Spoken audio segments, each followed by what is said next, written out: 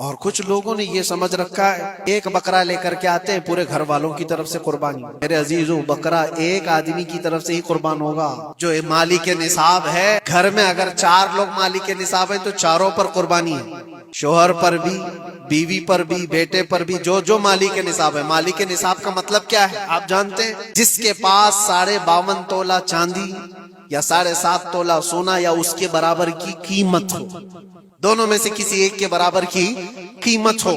اور قربانی واجب ہونے کے لیے سال بھر پیسے ہونا ضروری نہیں، قربانی کے دنوں میں اگر وہ مالک نصاب ہوا تب بھی اس پر واجب.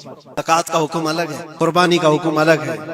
ہاں، بڑے جانور میں 7 حصے ہو سکتے ہیں. اونٹ ہوا یا بیل بھینس، یہ جو بڑے جانور ہیں ان جانوروں میں 7 حصے ہو سکتے ہیں اور ان میں شریک ہونا جائز ہے. لیکن 7 لوگ جو شریک ہو رہے ہیں ان کے لیے بھی شرط ہے کوئی ایک بندہ بھی اس میں غلط عقیدے والا بھی نہ ہو اور گوشت کی نیت سے شریک نہ ہوا ہو، بلکہ سب قربانی کی نیت سے آئے ہوں تو سب کی قربانی ہوگی. یہ خیال بھی رہے ضروری ہے جانور شریعت کے مطابق کا لے، عیب دار جانور کی قربانی نہ کرے. لاغر ہو، کمزور ہو، سینگ ٹوٹا ہوا ہو، کان کٹا ہوا ہو، پیر کٹا ہوا ہو، دم کٹی ہوئی ہو، یا اتنا کمزور کہ چل نہیں سکتا، کھڑا نہیں ہو سکتا، ایسا عیب دار جانور نہ لے. اور دوسری چیز، عیب کس کو کہتے ہیں؟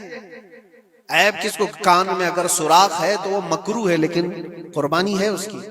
ہاں، سینگ اگر بچپن اس کے پیدائشی نہیں آئے تھے تو جائز ہے اس کی قربانی. آئے تھے اور ٹوٹ گئے تو اس کی مقدار بتائی گئی ہے. 1/3 حصہ اگر ٹوٹا ہے تو اس وقت تک جائز ہے، اس سے زیادہ جڑ سے ٹوٹے ہوئے ہیں تو قربانی جائز نہیں. کوئی پیر پورا کٹا ہوا ہے، دم پوری کٹی ہوئی، یہ عیب میں آتا ہے. عیب دار جانور کی قربانی جائز نہیں کرے گا تو وہ گنہگار ہے. افضل کیا ہے؟ افضل تو یہ ہے کہ اللہ نے تم پر واجب کیا، تم جاؤ اپنے ہاتھ سے کرو، تم جاؤ، کیونکہ حدیث پاک میں ملتا ہے کہ تم اپنے ہاتھ سے قربانی کرو اگر طاقت رکھتے ہو. اس کے خون کا قطرہ گرنے سے پہلے تمہارے پچھلے سارے گناہ اللہ معاف فرمائے. یہ افضل ہے. یہ ساری باتیں تھی جو عید قربان سے ریلیٹڈ تھیں. اللہ کریم ہم سب کو اس کی رضا کے لیے قربانی کرنے کی توفیق عطا فرمائے.